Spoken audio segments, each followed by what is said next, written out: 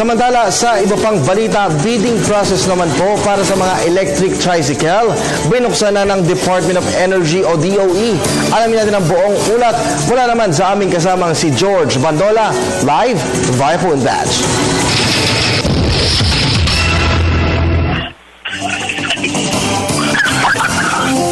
Nakatakdang simulan na ng Department of Energy ang bidding nito para sa 3,000 electric tricycle o e-trike matapos ang pagpapalabas sa mga bidding documents simula noong February 26.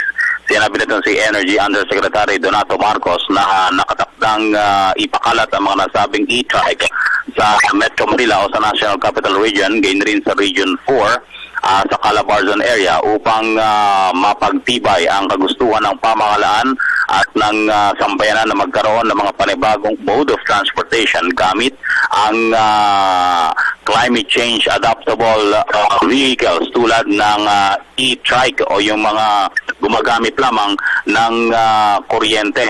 Ayon rin kay Yusek Marcos, ang kagustuhan din ng pamahalaan nito ay alinsunod sa inaprubahan ng Asian Development Bank na siyang magpopondo para sa mga nasabing 3,000 e-trike na ipapakalat nga sa nasabing 2 rehiyon.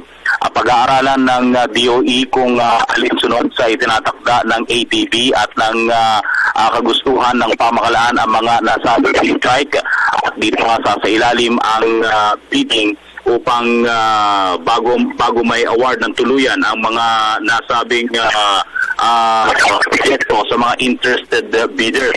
Nakatakdang buksan o magtungo lamang ang mga e-trike project bidders sa Building 5 ng Energy Center sa Bonifacio Global City o itong opisina ng Department of Energy bago mag-March 11 ngayong taon. Para sa Telebisyon ng Bayan, George Bandola.